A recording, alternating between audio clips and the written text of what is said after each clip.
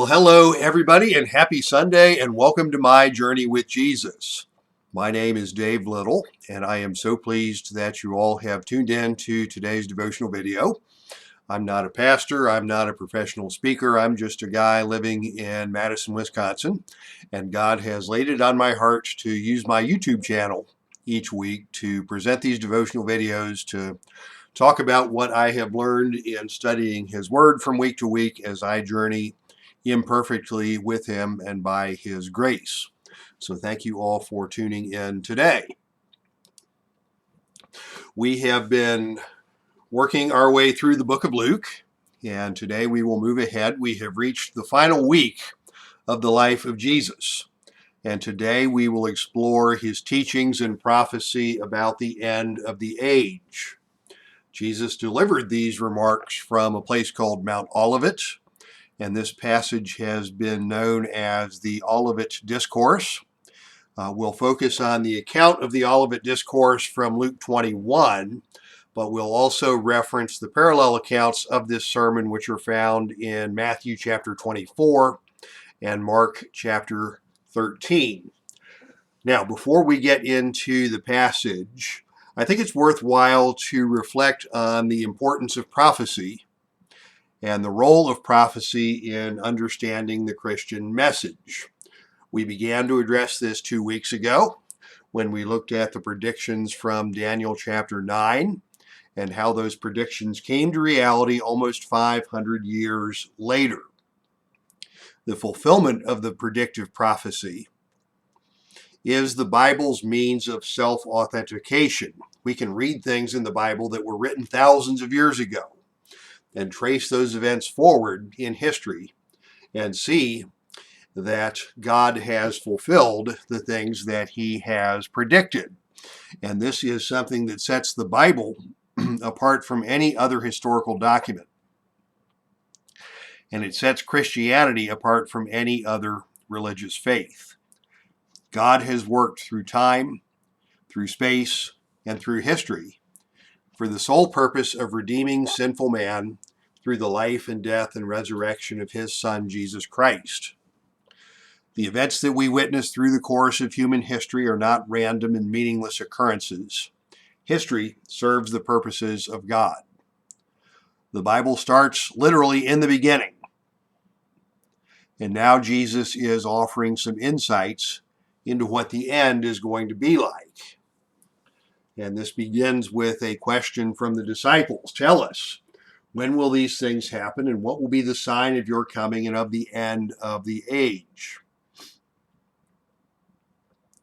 With that as a backdrop, let's take a look at the content of Jesus' teaching here in Luke chapter 21. Jesus presents 3 warnings, and He cites 3 future events that will take place to set the stage for the end of the age. Today we'll discuss the 3 warnings, and next week we'll look at the future events. Let's pick up this passage with Luke chapter 21, verse 7. They questioned Him, saying, "Teacher, when therefore will these things happen? And what will be the sign when these things are about to take place?"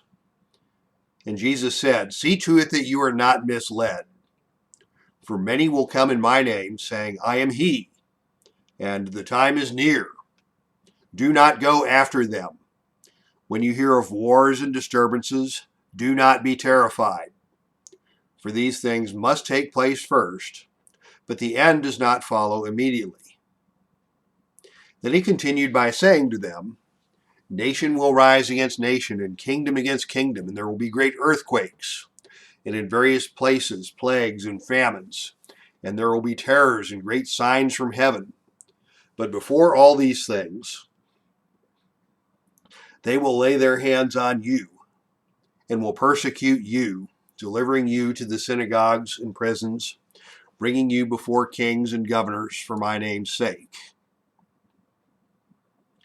So here are the 3 warnings. False prophets will come, wars and disturbances will come, and persecution will come. The first warning is about false prophets, those who come saying, "I am He," and "the time is near." And the appropriate responses are, do not be misled and do not go after them.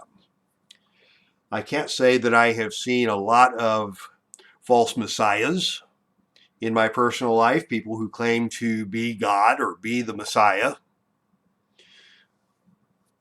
From time to time, you will hear about a Jim Jones or a David Koresh coming along and claiming to be a new Messiah. But most sensible people recognize these as fringe movements and not representative of God's truth. We'll see more of this in the days to come. And false prophets will present themselves with more credibility and even acts of supernatural power. What we do see in the current climate and at other times throughout history is the influence of doomsday prophets and movements and people who are into numerology and people who are preoccupied with predicting exactly when the rapture is going to happen and when the Antichrist will come, and doing all sorts of mathematical calculations of precisely when each and every one of these prophecies is going to come true. Don't fall for that. Jesus states this very clearly in Matthew 24, verse 36. But of that day and hour no one knows, not even the angels of heaven, nor the Son, but the Father alone. For the coming of the Son of Man will be just like the days of Noah. For as in those days before the flood, they were eating and drinking and marrying and giving in marriage until the day that Noah entered the ark. And they did not understand until the flood came and took them all away. So will the coming of the Son of Man be. No one knows the day nor the hour. Whenever you hear these numerical predictions, just remember 3 words. No one knows. Do not be misled, and do not get preoccupied with anxiety over world events. God will come at his appointed hour. As Jesus mentions here, one moment it will be business as usual, and the next moment he will return. We'll talk more about that next week. But the second warning that Jesus gives in today's passages is around the topic of wars and disturbances. Nation rising against nation, earthquakes, plagues and famines, terrors and great signs from heaven. War has been a part of humanity since the beginning of time. Now we've got COVID, and we can look back over history and see other disease epidemics that have occurred through time, many of which were way worse than COVID. Other natural phenomena like earthquakes and famines have always occurred, but these also will intensify as history unwinds. In Matthew's account of this sermon, Jesus refers to these events as birth pangs, episodes that are painful and intense, but they are merely precursors of bigger events yet to come. At this point, the message becomes more personal. Persecution's coming. But before all these things, they will lay hands on you and will persecute you, delivering you to the synagogues and prisons, bringing you before kings and governors for my name's sake. Here's the key. It will lead to an opportunity for your testimony. So make up your minds not to prepare beforehand to defend yourselves. For I will give you utterance and wisdom which none of your opponents will be able to resist or to refute. But you will be betrayed even by parents and brothers and relatives and friends, and they will put some of you to death. And you will be hated by all because of my name. So this gets intense. They will lay hands on you and persecute you. They will deliver you to the authorities, both secular and religious. You will be brought before kings and governors for my sake. In many parts of the world, Christians are actively being persecuted for their faith, just as Jesus prophesied.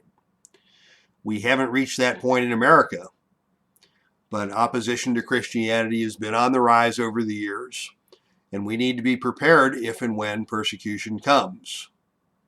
The cool thing that Jesus points out is that persecution actually brings opportunity for us to spread the message. God promises to give his disciples the wisdom, and the message to present to the authorities when the time comes.